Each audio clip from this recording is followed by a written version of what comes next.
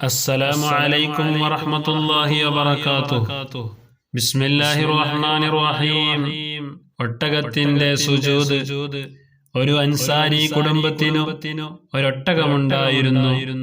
തേവാൻ ഉപയോഗിക്കുന്ന ഒട്ടകം. ഒരിക്കൽ അത് വിലങ്ങടിച്ചു ക്ഷോഭിച്ചു നിന്നു. ഉടമ നബി സല്ലല്ലാഹു അലൈഹി വസല്ലമയോട് സങ്കടം പറഞ്ഞു. ഒട്ടകത്തിന് മദം പൊട്ടിയിരിക്കുന്നു, ഞങ്ങളുടെ കൃഷി ഉണങ്ങുന്നു. നബി സല്ലല്ലാഹു അലൈഹി വസല്ലമ എഴുന്നേറ്റു സ്വഹാബികളെയും കൂട്ടി അങ്ങോട്ടു ചെന്നു.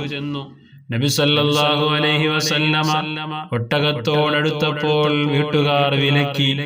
അതൊരു വിഷനായ പോലെയാണ്, അടുക്കരുത് നബിയെ, അങ്ങയെ അത് ഉപദ്രവിക്കും.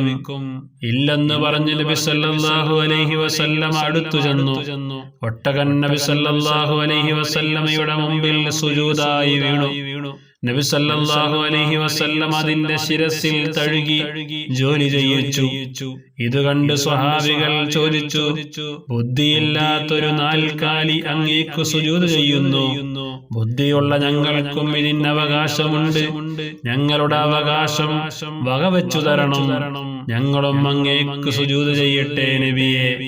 നബി സല്ലല്ലാഹു അലൈഹി വസല്ലമ അരുളി, അരുത്, മനുഷ്യന് സുജൂദ് ചെയ്യൽ ഹറാമാണ്. അല്ലായിരുന്നുവെങ്കിൽ ഭാര്യയോട് ഭർത്താവിന് സുജൂദ് ചെയ്യാൻ ഞാൻ കൽപ്പിച്ചേനെ.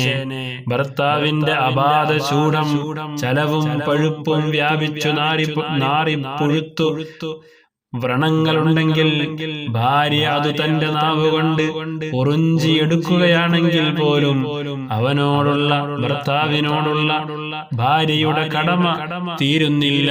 നബി സല്ലല്ലാഹു അലൈഹി വസല്ലമ തങ്ങൾ പറഞ്ഞു. അസ്സലാമു അലൈക്കും വറഹ്മത്തുള്ളാഹി വബറകാതുഹു.